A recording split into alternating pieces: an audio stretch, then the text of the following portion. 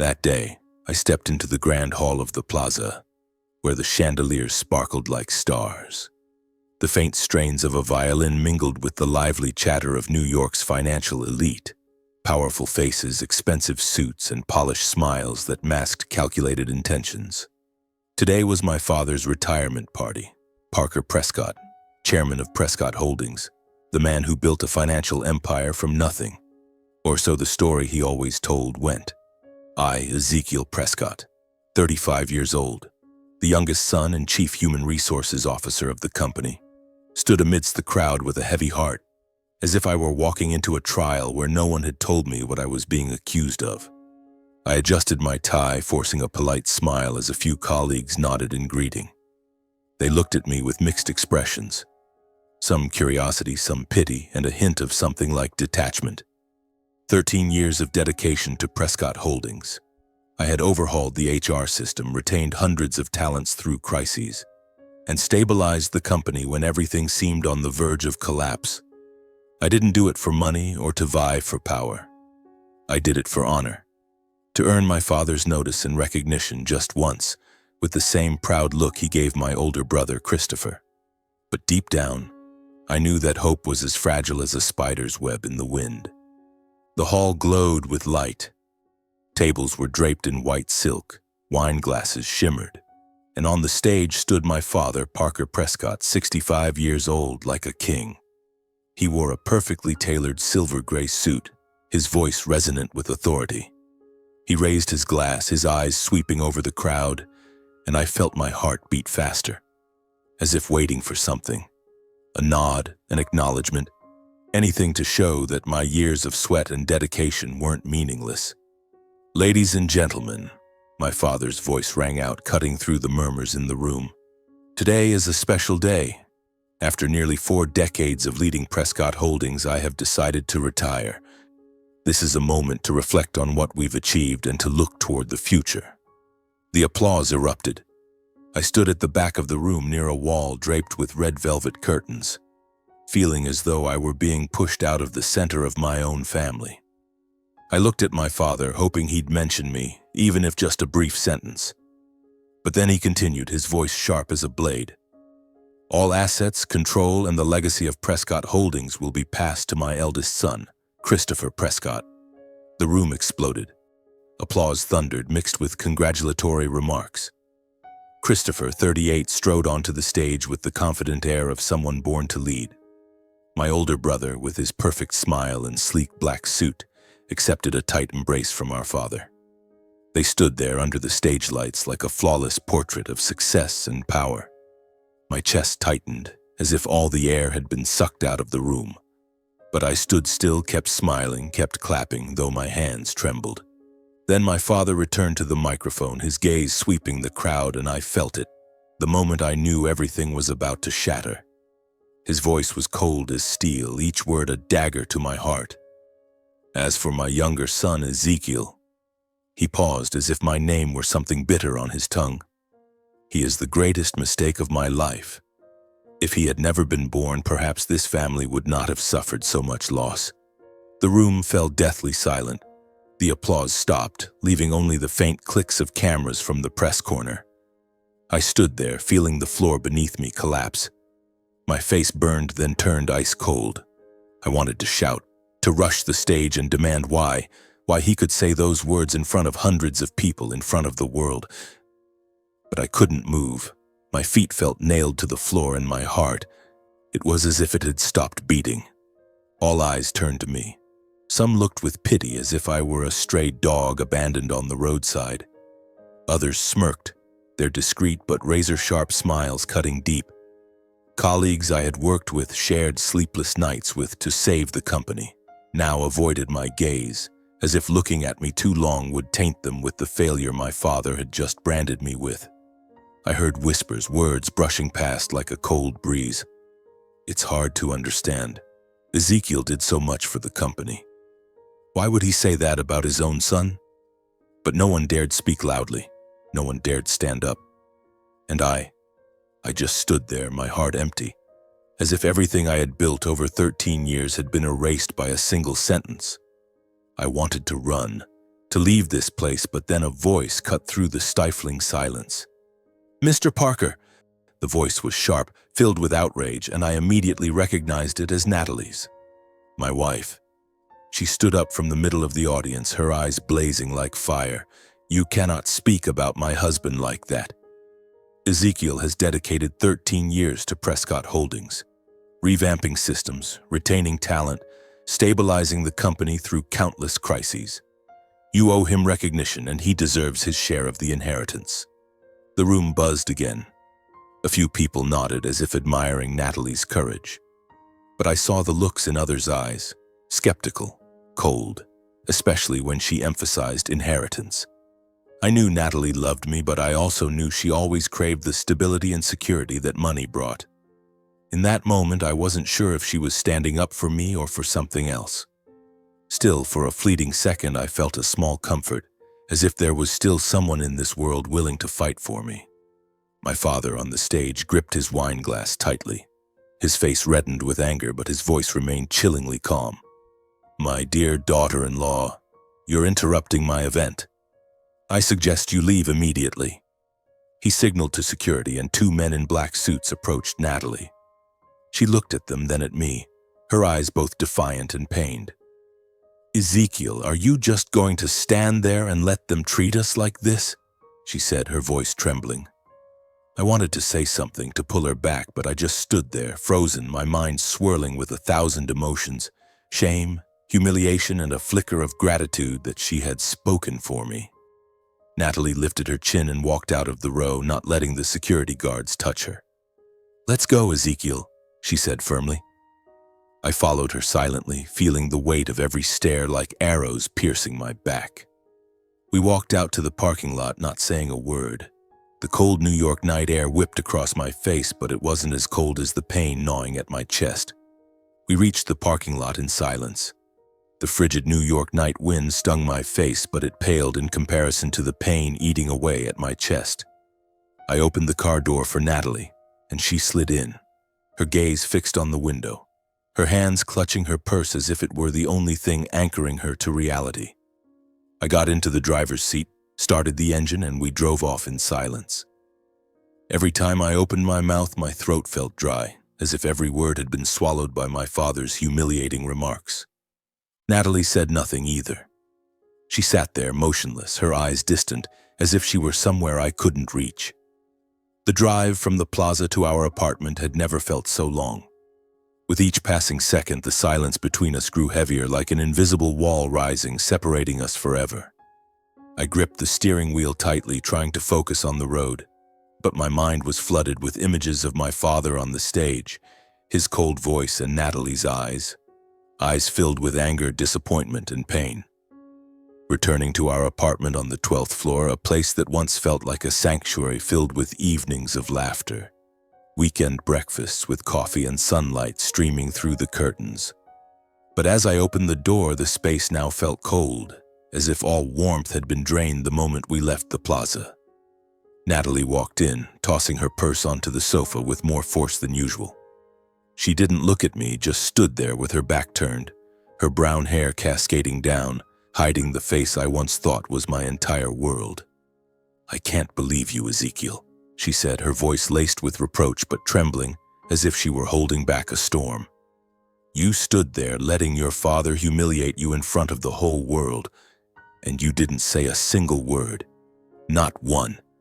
I closed the door, trying to keep my voice calm, though my heart pounded. "Natalie, you know I'm not the kind of person who yells or argues in front of a crowd. I didn't want to turn the event into a battle." She spun around, her eyes blazing like fire. "A battle? Ezekiel, you lost that fight long ago. 13 years you poured your sweat, stayed up countless nights, saved that damn company through crisis after crisis. And what did you get? Public humiliation. Your father called you the greatest mistake of his life, and you just stood there smiling like a fool." Her words cut like knives, each one hitting its mark, making me feel as though my blood was seeping out drop by drop. I stepped toward her, trying to touch her arm, but she pulled back, her eyes full of contempt.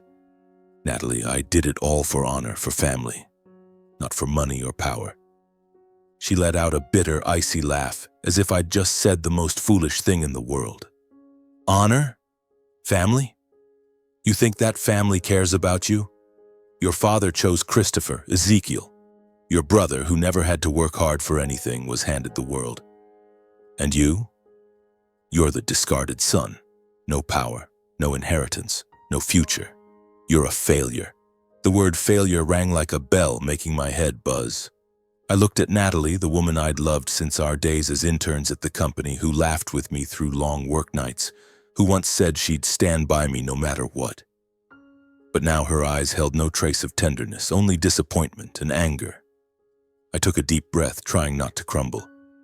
Natalie, why would you say that? Back at the event, you stood up for me. You demanded my father acknowledge what I've done. If you think I'm a failure, why did you do that? She looked at me, her lips pressed tightly together, then gave a faint, mocking smile that chilled me to the bone. You think I stood up for you? Ezekiel, I stood up for the inheritance, for the share you were supposed to have. I don't want to spend my life with a man who can't protect his wife, who doesn't even fight for himself. You let them trample you, and now we have nothing. Her words hit me like a punch to the face. I stood frozen, feeling the world collapse beneath my feet. You mean you only care about the money? I asked, my voice hoarse, as if I couldn't believe what I'd just heard. Natalie didn't answer immediately. She turned away, walked to the window, and looked down at the stream of cars below. I'm tired, Ezekiel. Tired of living in the shadow of your family, tired of waiting for you to stand up and claim what you deserve. But you can't do it. You never could, and I can't keep living with someone like that. My chest tightened, as if someone were crushing my heart. Natalie, what are you saying? What do you want from me? She turned back, her eyes no longer angry but chillingly cold. I want a divorce, Ezekiel. The word divorce exploded in my mind like thunder. I stared at her, hoping it was just something said in the heat of the moment, but her gaze didn't waver. Are you serious? I asked, my voice trembling despite my efforts to stay calm. Dead serious, she replied, her tone flat, as if she'd been thinking about this for a long time. I can't keep living with someone who has nothing to protect himself. Nothing to protect us. You chose honor, but honor doesn't pay the bills, doesn't give me a future. I'm done. I wanted to ask her how she could change so quickly, how the love we once shared could vanish because of one event, because of my father's words. But I just stood there, motionless, watching her walk into the bedroom. The sound of her suitcase dragging across the wooden floor echoed like the rhythm of a funeral dirge. She packed her clothes, the dresses I'd bought her, the items we'd picked out together in happier days. Each zip of the suitcase was a cut to my heart. Natalie, can we talk more about this? I tried, my voice hoarse. We've been through so much together. You can't just leave like this. She paused, her hand still gripping the suitcase, but she didn't turn to look at me. There's nothing left to say, Ezekiel. You chose your path. I have to choose mine. She pulled the suitcase to the door, the wheels rolling across the floor like a final goodbye. The door slammed shut, and I stood there in the empty apartment that was once our home. The city lights outside filtered in, but they weren't enough to dispel the darkness enveloping me. I sank onto the sofa, looking around the room. The dining table where we used to laugh, the bookshelf where Natalie kept her favorite novels, the kitchen corner where she used to hum softly while cooking. All of it now just fragments of a shattered dream. I don't know how long I sat there, only that when the first light of dawn crept through the window, the apartment remained as silent as a tomb. I picked up my phone, hoping to see a message from Natalie, an apology, a sign that she regretted her decision. But there was nothing, only emptiness. A few days later, a thick envelope arrived at the apartment. My hands trembled as I opened it, revealing an official divorce petition from Natalie's lawyer. Attached was a demand for asset division. She wanted half of everything we had, though most of my assets were just modest savings in this apartment. I read every line, every word, but felt no anger. Only a deep emptiness, as if the last piece of my life had crumbled the night Natalie left. I folded the document, placed it on the table, and looked out the window. New York City kept moving, kept buzzing, kept living. But I, Ezekiel Prescott, the man who once thought he could change the world with integrity, was left with nothing but an empty apartment and a broken heart. In the days following Natalie's departure, I lived like a ghost, drifting silently through the small Brooklyn apartment where the city's noise only deepened my loneliness. The media hadn't let go of the Prescott family. Articles, social media posts, and whispers in financial circles relentlessly dug into the events of my father's retirement party. Youngest son publicly humiliated. Parker Prescott disowns Ezekiel over past mistakes. The headlines sliced into my pride like daggers. I turned off my phone, drew the curtains, and tried to make myself invisible. But the truth was, no one can escape themselves. One afternoon, as the sunset bathed the apartment's peeling walls in golden light, the doorbell rang. I hesitated, assuming it was a persistent reporter or a misdelivered package. But when I opened the door, there stood my uncle, River Prescott, my father's younger brother, calm but with a resolute glint in his eyes. At 58, he still carried the sharp demeanor of a family lawyer, dressed in a simple yet sophisticated gray suit. In his hand was a brown envelope, carefully sealed, as if it held a secret capable of shaking the world.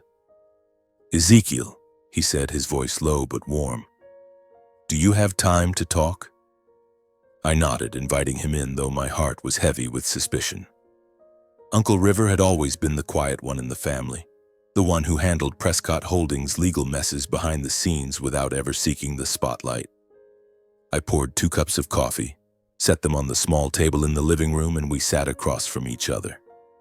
My apartment, with its modest furniture and worn-out sofa, seemed too small for his presence. "Why are you here?" I asked, trying to keep my voice steady, though my heart pounded as if it knew something momentous was about to happen. Uncle River didn't answer immediately. Instead, he placed the envelope on the table and slid it toward me. "This is something your grandfather, William Prescott, left behind. He instructed me to give it to you when the time was right." I stared at the envelope, my heart sinking. My name, Ezekiel Prescott, was written in my grandfather's firm, familiar handwriting, the man who had been the only light in my grim childhood.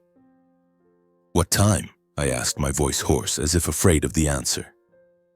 Uncle River met my eyes, his gaze sharp but not without empathy. "When you were stripped of your inheritance or treated unjustly by your own family." His words hit me like a blow to the chest. My breath caught as if the air in the room had suddenly thinned. With trembling hands, I opened the envelope, careful as if it might disintegrate if I weren't gentle enough. Inside was a supplemental will neatly folded along with a handwritten letter. I opened the letter first, and from the very first line my grandfather's voice echoed in my mind, clear, warm, but tinged with pain. "Dear Ezekiel," the letter began, "if you are reading this, it means our family has strayed too far from the values I tried to uphold. I foresaw this day when power and prestige would blind your father, Parker. He is a strong man, but that strength has turned into tyranny. I feared that Prescott Holdings, the legacy I built with faith in humanity, would lose its compassion." I paused, my eyes blurring as the words grew hazy. My grandfather, who taught me that a true leader values every life, had seen it all. My father's favoritism, how he pushed me to the margins, and how he placed power above everything. I continued reading, each word hammering at my heart. "You are the only one I trust to protect the true legacy of our family. Not because of talent or ambition, but because you live with integrity and kindness. Don't let your goodness become a weakness. Stand up, Ezekiel, not for power, but for the honor I've placed in you." I folded the letter, my hands shaking so much I could barely hold it. Inside the envelope was the supplemental will, bearing my grandfather's signature and those of 2 witnesses, notarized at Uncle River's private law office. The document was legally binding, indisputable. It declared that if I were stripped of my inheritance or treated unjustly, all shares and control of Prescott Holdings would belong to me. Not Christopher, not my father, but me, Ezekiel Prescott, the discarded son. I looked at Uncle River, my mind reeling. "How long have you had this?" I asked, my voice catching. "Nearly 10 years, he replied, his eyes darkening. "Your grandfather entrusted it to me before he passed. He instructed me to open it only when Parker proved unworthy of the family's legacy. I've been waiting, Ezekiel. Waiting for the day you were publicly humiliated before the world. This is the moment your grandfather anticipated, the moment for the most worthy to rise and reclaim the Prescott name's honor." I sat there, stunned, unsure whether to feel joy or pain. My grandfather's faith was the only light in the darkness surrounding me, but it was also a burden. To be recognized, I had to endure humiliation, loss, and loneliness. Natalie had left me. My father had called me a mistake. And now I held in my hands something that could change everything, but could also destroy what little remained of my family. "What do I do now?" I asked, my voice barely a whisper. Uncle River placed a hand on my shoulder, his gaze steadfast. "You have to decide, Ezekiel. But remember, this isn't a fight for power. It's a fight for honor. The honor your grandfather entrusted to you." I stared out the window as the sunset faded completely, giving way to darkness creeping through the glass. The brown envelope lay on the table next to the cold coffee Uncle River had left behind. I picked up my grandfather's letter, my fingers tracing the firm, familiar handwriting, as if it could transport me back to the days when I believed I belonged to the Prescott family. I opened the letter again, and instantly memories flooded back like a torrent, pulling me back to my childhood in the Prescott mansion, where I was nothing but a shadow, invisible and forgotten. I remembered those days, a scrawny boy quietly navigating the vast hallways of the Prescott estate, where antique paintings and crystal chandeliers told the story of the family's wealth. My father, Parker Prescott, was as cold as the marble walls encircling the house. He never praised me, not once. I could spend all day solving the toughest math problems, bring home an A+ from school, or even craft a model airplane by hand as a birthday gift for him. But all I ever got was a curt nod or a clipped "good," as if my existence was a burden he had to endure. In contrast, my older brother Christopher was always the center of attention. He had his own room in the east wing of the mansion, with an intricately carved walnut bed, a bookshelf filled with expensive leather-bound books, and a window overlooking the meticulously tended garden. Christopher was chauffeured to the city's most prestigious private school, while I squeezed onto a public bus with a worn-out backpack and scuffed shoes. I wasn't jealous of my brother, not exactly. I just wanted my father to look at me just once, the way he looked at Christopher, with pride, as if I too were part of this family. Family dinners were the clearest proof of that favoritism. The long mahogany table, draped in white silk, was set with elaborate dishes I barely dared touch, afraid of spilling something or upsetting my father. He sat at the head of the table, his voice deep and commanding, talking only to Christopher about the company, the future of Prescott Holdings, and the grand plans my brother would inherit. "Christopher, you need to learn to read financial reports sooner," he'd say, his eyes lighting up as my brother nodded, a confident smile playing on his lips. I sat at the far end of the table, quietly eating my portion, careful not to let my spoon clink too loudly against the plate, knowing even a small noise could draw my father's sharp glare. I tried. I really tried. I studied day and night, brought home perfect report cards, joined every academic competition the school offered just to earn a sliver of my father's pride. But every time I showed him my grades, he'd glance at them and nod, saying, "Just luck," or worse, "Don't think this impresses me." I didn't understand why. I couldn't fathom why I was pushed to the margins, why I was the spare in my own family. Then I learned the reason, on a frigid night when I overheard my father talking to a business partner in his study. "Ezekiel is bad luck," he said, his voice low. "His mother died right after giving birth to him. Not long after, I nearly lost my life in a car accident. If he hadn't been born, things might have been different." Those words pierced my heart like a blade, leaving a trembling 10-year-old boy shivering behind the door. From that moment, I understood that my father didn't just not love me. He resented me, as if my existence was a curse. But in the darkness of that childhood, there was one light. My grandfather, William Prescott. He was the only one who saw me as a person, not a mistake. He often took me to the old farm on the outskirts of Westchester, far from the cold marble walls and my father's judgmental eyes. There, amidst fields of grass and birdsong, he taught me lessons I carried with me for life. "Ezekiel," he said, sitting on a wooden bench under an oak tree, "a true leader isn't the one with the most money or power. It's the one who values the smallest things, from the lowest employee to the smallest client." I sat beside him listening, feeling for the first time in my life that I was seen, heard, and loved.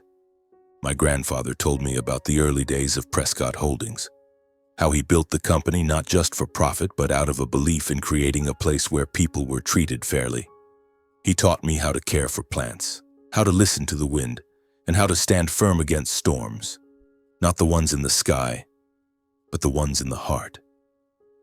"You have a good heart, Ezekiel," he said, placing a hand on my shoulder. "Don't let the world harden it." Now, sitting in my dim Brooklyn apartment, I reread my grandfather's letter, each line like a heartbeat pulling me back to those days. "You are the only one I trust to protect the true legacy of our family. Not because of talent or ambition, but because you live with integrity and kindness." My eyes stung, not from sadness but from emotion. My grandfather had seen what my father never could. My worth didn't lie in money or power, but in the heart he had so carefully nurtured. I folded the letter and pressed it to my chest as if to hold on to the last of his warmth. Despite being rejected since childhood, despite my father calling me a mistake, despite the world turning its back on me, I still had my grandfather's love and faith, the most precious legacy I'd ever had. But the storm in my heart hadn't subsided. This will, this trust, was a light, but also a burden. I knew that to protect my grandfather's legacy, I would have to confront my father, my brother, and even myself. After days of reflection, I made my decision. Not for revenge, not to seize power. I wanted to give my father and brother one last chance, to salvage the family's honor before the truth in my grandfather's will was revealed. I carried a copy of his letter carefully folded in my suit jacket pocket, like a talisman. Standing before the towering iron gates of the Prescott estate, with its perfectly manicured gardens, my heart pounded as if I were a 10-year-old boy again, bracing for my father's judgment. The heavy iron gate swung open and I stepped into the main hall, where the crystal chandelier still sparkled as it had in my childhood memories. The butler, an old man who had served the family since before I was born, greeted me with a sympathetic nod. "Master Ezekiel, it's been a long time," he said softly. I offered a faint smile but didn't respond, following him into the grand living room where my father and brother awaited. My father, Parker Prescott, sat in a leather armchair, a glass of whiskey in hand, his gaze sharp and cold. He wore a crisp white shirt, no tie, yet still exuded the commanding presence of a man who had once controlled an empire. Christopher stood by the window looking out at the garden, his posture confident as always, though I noticed a slight tension in the way he clasped his hands behind his back. Both turned to look at me as I entered, and the air in the room immediately grew stifling, as if all the oxygen had been sucked out. "Ezekiel," my father said, his voice low but laced with irritation, "I didn't expect you to dare show your face here after that fiasco at the party. What do you want? The inheritance you think you deserve?" I took a deep breath, trying to keep my voice steady, though my chest burned. "I'm not here to demand anything, Father. I'm here to talk, to give you and Christopher a chance to save the family's honor before things go too far." Christopher let out a sharp, scornful laugh. He turned, his eyes glinting with mockery. "Honor? Ezekiel, you really think you have any right to talk about honor? You're just a failure clinging to sentimental stories to beg for pity. Don't waste our time." His words stung like a whip, but I didn't let them shake me. I pulled the copy of my grandfather's letter from my pocket and placed it on the mahogany table in the center of the room, my voice calm, but resolute. This is a letter from grandfather William Prescott. He wrote it before he died, along with a supplemental will. He knew you'd been blinded by power and prestige, Father. He feared Prescott Holdings would lose the core values he built it on: transparency, humanity, fairness. He believed I was the only one who could protect that legacy. My father's brow furrowed, his eyes flicking to the paper without touching it. A will? A letter? You think I'd believe this nonsense? His voice was sharp, the whiskey glass in his hand trembling slightly, making the amber liquid ripple. William was my father, and I know what he wanted. Prescott Holdings is mine, and now it's Christopher's. You have no place in that will, Ezekiel. My chest tightened, but I pressed on, my voice beginning to quiver with emotion. Father, I don't want to fight. I just want us to look at what Prescott Holdings is losing. This company isn't just about money or power. It's grandfather's legacy, built on integrity and faith in people. We can restore it together, make it what he dreamed it could be. Christopher stepped forward, his voice cutting. You're delusional, Ezekiel. A flimsy letter changes nothing. You think you can waltz in here waving some papers and make us beg for your forgiveness? You're pathetic. His words poured fuel on the fire inside me, but I held back, taking a deep breath. Christopher, I don't want to fight. I just want us to do the right thing together. But if you and Father aren't willing, I'll have to do what's necessary to protect grandfather's legacy. My father went silent for a moment, his eyes boring into me, searching for any sign of weakness. Then he laughed, a dry, humorless sound. The world only respects the strong, Ezekiel. You've never understood that. You want honor, you want a legacy. Earn it yourself, instead of clinging to the empty words of a dead old man. I stood there, feeling the floor beneath me crumble. I looked at my father, at my brother, and realized they had gone too far to see the values my grandfather cherished. I said nothing more. I left the copy of the will on the table, the fragile paper sitting in the heavy silence of the room.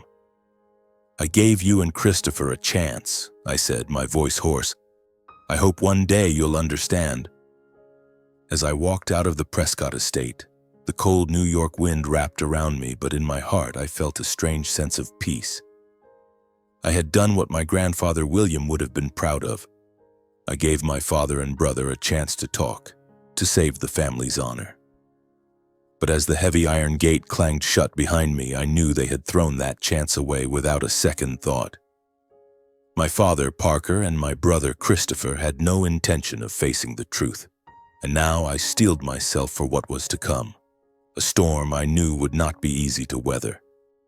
In the days that followed, the air in New York felt heavier than ever. I returned to my small Brooklyn apartment, where the city's lights only accentuated my loneliness.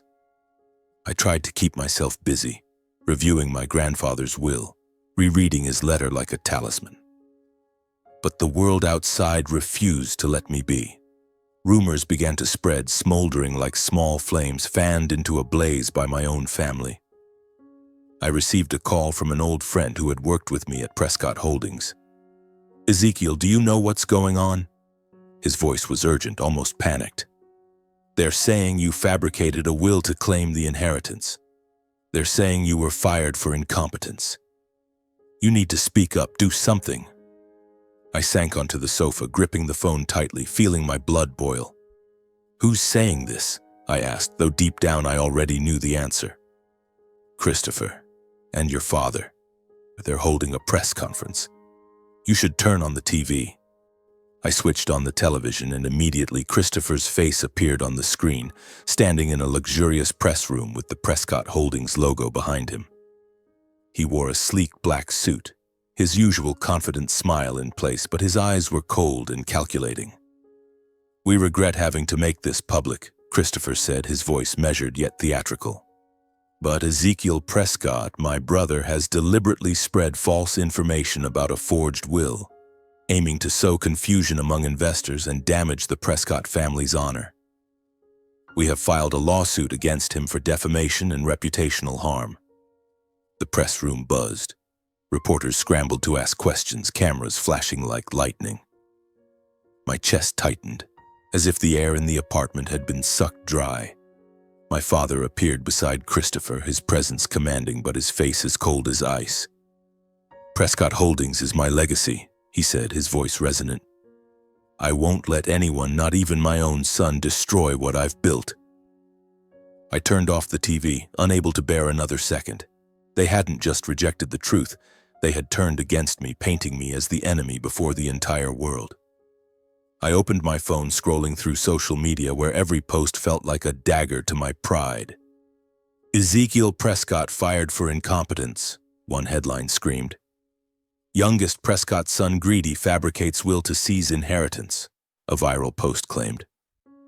Even former colleagues, people I had worked alongside, shared sleepless nights with to save the company, now publicly criticized me. "Ungrateful," they wrote, "greedy. A failure clinging to fading glory." I sat there in the dim apartment, feeling as though the entire world had turned its back on me. My phone buzzed incessantly with messages from friends, reporters, and strangers eager to dig into the drama. But I didn't respond. I couldn't. Every word, every act of defiance now would only fuel the fire my father and brother had ignited. I knew the more I argued, the more ammunition they'd have to tarnish my credibility. Then the doorbell rang. When I opened it, Uncle River stood there, his gaze resolute but tinged with concern. He stepped inside and placed a thick briefcase on the table. "Ezekiel," he said, his voice low but firm, "we need to prepare. Parker and Christopher have hired the company's best legal team. They're accusing you of defamation, and they'll do everything to destroy you in court." I looked at the briefcase, my heart pounding. "Are you sure the will is real?" I asked, my voice hoarse. "If they prove I fabricated it..." Uncle River placed a hand on my shoulder, his eyes sharp as steel. "The will is real, Ezekiel. I've kept it for over 10 years, with William's signature and 2 witnesses notarized at my private law office. They can't deny its legitimacy. But you need to be strong. This isn't just a legal battle, it's a media war, and they're playing dirty." I nodded, feeling an invisible weight settle on my shoulders. Uncle River opened the briefcase, showing me the documents related to the will, the original notarized copies and verification records from his law office. "I'm on your side," he said, "but you need to choose how to fight. Respond to the media or stay silent." I looked out the window, the city lights twinkling like distant stars. "I'll stay silent," I said, my voice quiet but resolute. "Not because I'm afraid, but because I know the truth will speak for itself. If I argue now, they'll have more chances to twist everything. I'll focus on the evidence." Uncle River nodded, a glint of pride in his eyes. "You're more like William than you realize," he said, then left, leaving me with the briefcase and a storm of emotions. I sat down, turned on the TV again, and saw my image being dragged through the mud on every channel. But I didn't crumble. I picked up my grandfather's letter, reading each line again, and felt a small flame ignite in my chest. This wasn't the time to be weak. This was the time to fight, not with words, but with the truth. One morning, as faint sunlight filtered through the curtains, Uncle River called. His voice was low but resolute. "Ezekiel, I've arranged a family meeting at the Prescott estate.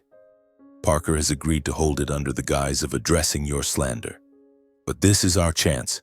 I've prepared everything, the legal documents, witnesses, and the original will. Are you ready?" I gripped the phone tightly, feeling my blood surge. "I'm ready," I replied, my voice hoarse but firm. This wasn't a fight for power or money. This was a fight for honor. My grandfather's, mine, and the legacy the Prescott family once stood for. On the day of the meeting, I stood before the Prescott estate, feeling like I was stepping back into my childhood, when I was just a trembling boy under my father's cold gaze. But today I was no longer that boy. I wore a deep blue suit, a copy of my grandfather's letter tucked in my jacket pocket, and in my heart burned a fire that could not be extinguished. The estate's grand meeting room was set up like a courtroom. A polished mahogany table stretched across the space, surrounded by luxurious leather chairs, with the crystal chandelier casting a cold light. My father, Parker Prescott, sat at the head of the table, exuding the authority of a king, though I noticed the tension in how he gripped his whiskey glass. Christopher stood beside him, dressed in a sleek black suit, his eyes sharp, but betraying a flicker of unease. Around the table were a few of Prescott Holdings' major shareholders, powerful faces I'd seen in company meetings, along with my father's legal team, men in gray suits who looked at me like I was prey. Uncle River entered after me, carrying a thick briefcase, his demeanor calm. He sat across from my father, placed the briefcase on the table, and the room's atmosphere grew heavy, as if we all sensed a storm brewing. "Ladies and gentlemen," my father began, his voice resonant but laced with contempt. "We are here today to address the baseless accusations of Ezekiel Prescott, who has spread false information about a forged will to sow chaos in the company and tarnish the Prescott family's reputation." Christopher nodded, flashing a smug smile. "We have a top-tier legal team to prove that Ezekiel's claims are fabricated. He's merely trying to seize power he doesn't deserve." I sat there, feeling my chest tighten, but I stayed silent. I glanced at Uncle River, and he gave a subtle nod, signaling that the moment had come. He stood, his voice low but commanding, resonating through the room. "Dear brother, ladies and gentlemen, I'm not here to argue. I'm here to present the truth." He opened the briefcase and pulled out a brown envelope, yellowed with age. Inside was the original will of my grandfather, William Prescott, complete with notarized seals and the signatures of 2 witnesses. He held it up, letting the light shine through the paper as if to show the world its undeniable truth. "This is the supplemental will of William Prescott, drafted before his death. It was verified by an independent law firm and is legally binding." The room fell silent. A few shareholders whispered among themselves, their eyes flickering between curiosity and skepticism. My father gripped his whiskey glass tighter, his face reddening, though he maintained a facade of calm. "River, what are you doing? Is this a joke?" Uncle River didn't respond. Instead, he read aloud the key provision of the will, his voice clear, each word striking like a bullet in the air. "This will takes effect if Ezekiel Prescott is unjustly stripped of his inheritance by his own family. And that happened publicly, at your retirement party, Parker, when you called Ezekiel the greatest mistake of my life in front of hundreds of guests." The whispers in the room grew louder. One shareholder, Eleanor Grayson, an older woman with piercing eyes, spoke up. "Parker, you need to explain. If this will is real, why would you treat your son this way?" Before my father could respond, Uncle River continued, unwavering. "The will clearly states all shares and the founding inheritance rights of Prescott Holdings belong to Ezekiel Prescott, the one who lives with the integrity and compassion this family needs to endure. William foresaw that you, Parker, would let power blind you. He wanted Ezekiel to protect the family's true legacy." One of my father's lawyers stood, attempting to object. "We need time to verify the authenticity of this document." But Uncle River was prepared. He presented the notarized copies, verification records, and even summoned a witness, a retired lawyer who had worked with my grandfather, who entered the room to testify. The elderly man, with white hair and a trembling voice heavy with emotion, confirmed, "I witnessed William Prescott sign this will. It is entirely legitimate." My father could no longer maintain his composure. He slammed his whiskey glass onto the floor, the amber liquid splashing out. "This is an internal conspiracy. River, you're betraying me. Ezekiel, you think you can overthrow me with a piece of paper?" Christopher, his face flushed with rage, stood abruptly. "You're a failure, Ezekiel. You think these tricks will make you a hero? You're nothing." He pointed at me, then stormed out, the door slamming behind him. I sat there, my heart pounding, but I refused to be swept up in their anger. I looked at my father, at the shareholders, and spoke, my voice quiet but resolute. "Grandfather chose the right moment for the truth to come to light. I'm not here to gloat or seek revenge. I'm here to protect what he built." The room descended into chaos. Shareholders began questioning my father's transparency and management, raising concerns about questionable financial decisions they had previously overlooked. My father tried to reassure them, but his voice faltered as if he knew he was losing control. I stood and quietly left the room, leaving the will and the truth to do their work. Just hours after the meeting, news of my grandfather's will spread like wildfire across dry grass. New York's major financial newspapers ran headlines. William Prescott's secret will turns the tide at Prescott Holdings. Ezekiel Prescott, unexpected heir or family betrayer? Social media erupted with posts, comments, and even mockery aimed at my father and brother. Shareholders, once loyal to my father, began questioning his transparency and management. Independent auditors were called in, and the barrage of calls from reporters to my Brooklyn apartment was relentless. I turned off my phone and drew the curtains, but the outside world wouldn't let me rest. The investigation's results came faster than I expected. Within weeks, audit reports exposed a litany of irregularities under my father and Christopher's leadership at Prescott Holdings. Unapproved risky investments, shady contracts with close associates, and the diversion of profits to personal accounts, all were brought to light. The company's reputation, which my father had always prided himself on, was severely damaged. Stock prices plummeted, and the board of directors, under pressure from shareholders and public opinion, was forced to act. One morning, as I was brewing coffee in my small apartment, Uncle River called. "Ezekiel?" His voice was low but carried a weight of gravity. "The board just held an emergency meeting. Parker has been forced to fully withdraw from his honorary position.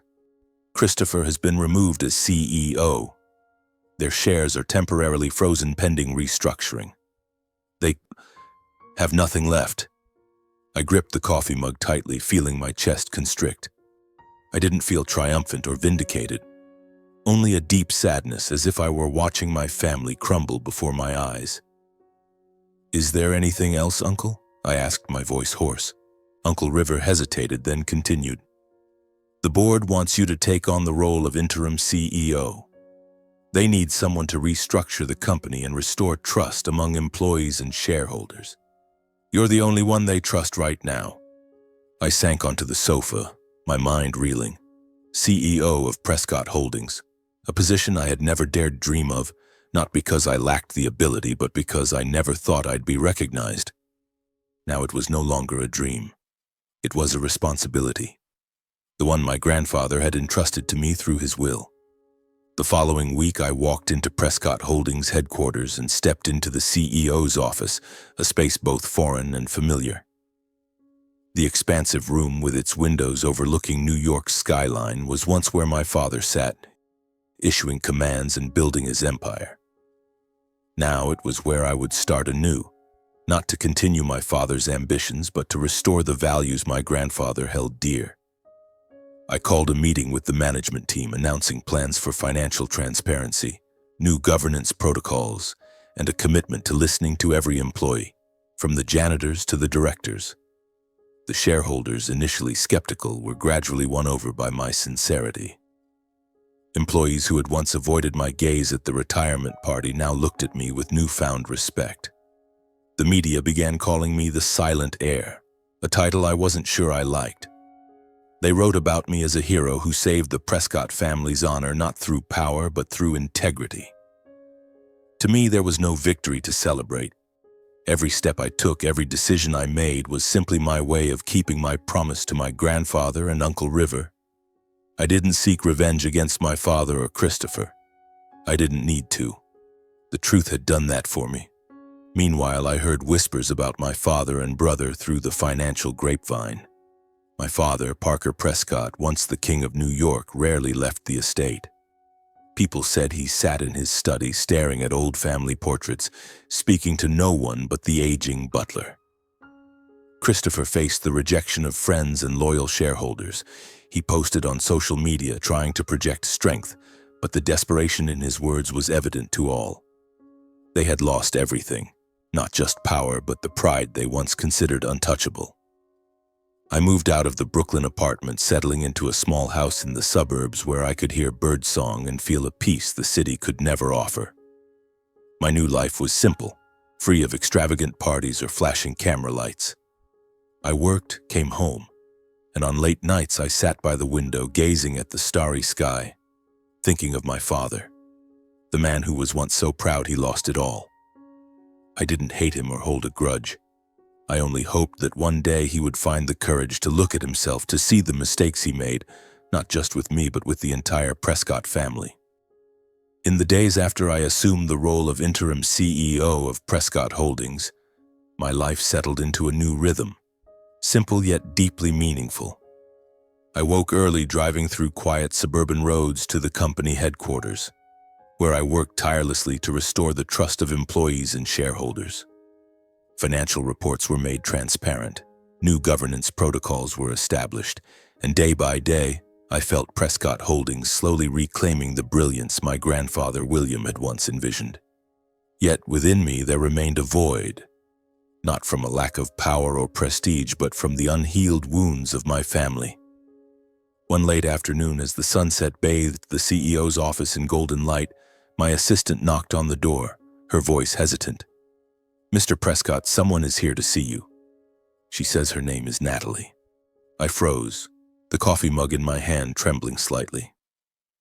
Natalie, the woman who had once been my entire world, who had left me on the darkest night of my life. I took a deep breath, trying to keep my voice steady. "Let her in." The door opened and Natalie stepped inside, as beautiful as ever, but something was different. Her brown hair fell loosely, her eyes shimmering with a mix of nervousness and hope.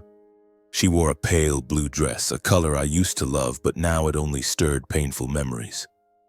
"Ezekiel," she said, her voice soft but trembling.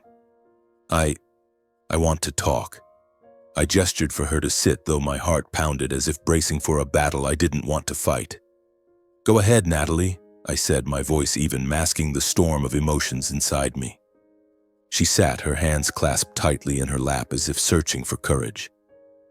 "I'm sorry, Ezekiel. I was wrong to leave you. I let fear and pressure control me. I want to start over. You and we had such beautiful days. I know you're the CEO now, and I realize I walked away from an incredible man like you."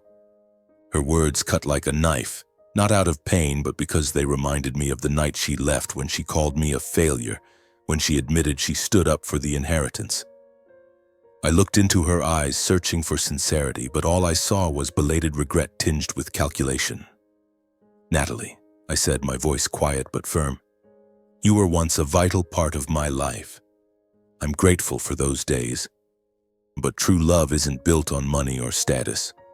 I can't go back, not because I'm angry, but because I need to move forward and live true to myself." Her face paled, her eyes glistening as if on the verge of tears. "Ezekiel, can't you give me a chance? I know I was wrong. I gave you a chance," I interrupted, my voice gentle but resolute, "and you chose your path. Now I have to choose mine." She stood, her lips pressed tightly together, then quietly left the office. As the door closed, I sat down, feeling as if I'd shed a heavy burden. I didn't hate Natalie. I was only sad, but it was the sadness of letting go, of accepting that not everything in life can be mended. A few weeks later, another event caught me off guard. One morning, as I reviewed financial reports, my assistant announced that my father, Parker, and my brother, Christopher, wanted to meet. I was stunned. Since the chaotic family meeting, I'd heard nothing from them except whispers of their downfall in financial circles. I agreed to meet, but braced myself for another confrontation. They entered the office, and I barely recognized them. My father, once the proud king of Prescott Holdings, looked aged, his eyes weary as if drained of life. Christopher maintained his polished appearance, but his confident smile was gone, replaced by visible tension on his face. They stood before my desk, the air heavy with the weight of an impending storm. "Ezekiel," my father began, his voice low but lacking its former authority, "we're here to talk about the future. Christopher and I want to restore our honor. We want to work with you to manage Prescott Holdings as a family." Christopher nodded, though his eyes avoided mine. "We have experience, Ezekiel. You can't do this alone. We can help." I looked at them, feeling as if time had rewound. These were the words I had longed to hear for years from my father and brother. But now, after everything, they only filled me with a deep sadness. I didn't reject them outright. Instead, I offered a solution. "Father Christopher," I said calmly, "I don't want to push you out of the company. I propose you both serve as advisors, contributing your experience to help stabilize the company. This is a chance for us to start over, for Prescott Holdings, for grandfather." The room grew stifling.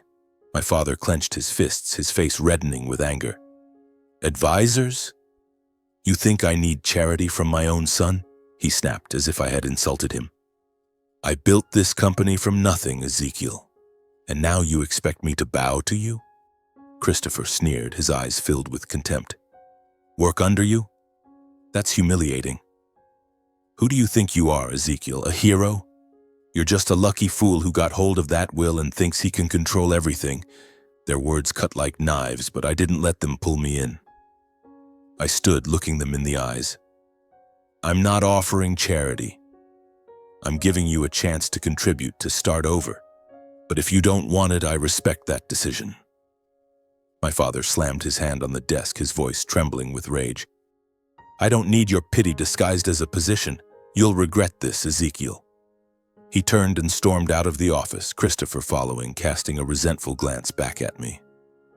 The door slammed shut, and I stood there silently, feeling as if another door to my past had closed forever. I returned to my desk, opening the company's new development plan.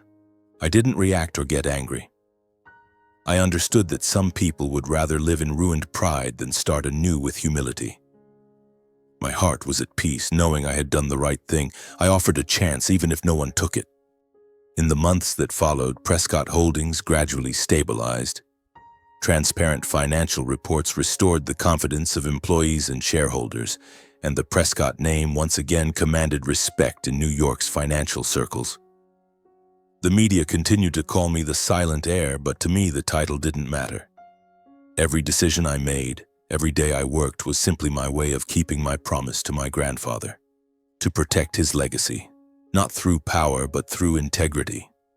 But in the late nights, when I sat alone in my small suburban house with a cold cup of tea and the sound of wind rustling through the trees, I reflected on my journey.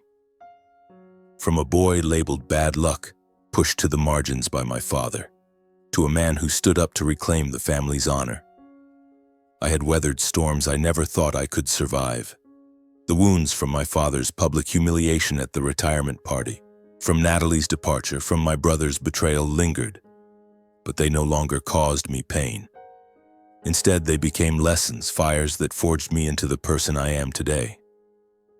I want to share those lessons, not to boast, but in the hope that my story might be a light for someone lost in their own darkness. Remember that integrity is the most enduring legacy. My grandfather William once told me under the oak tree at the Westchester farm that a true leader values every single life. When I took on the role of CEO, I didn't seek power or fame. I worked to restore trust, to ensure that Prescott Holdings wasn't just a money-making machine, but a place where people were respected and heard. The integrity my grandfather instilled in me became the torch lighting my path. And I know it's the most valuable legacy I can leave behind. If you're facing a storm, whether it's betrayal, humiliation, or loss, remember that you don't need to fight with anger or hatred. Fight with truth, with integrity, and with faith in yourself. Don't let criticism or rejection make you doubt your worth. Live in a way that when you look back, you can be proud that you didn't let the darkness of others extinguish the light within you.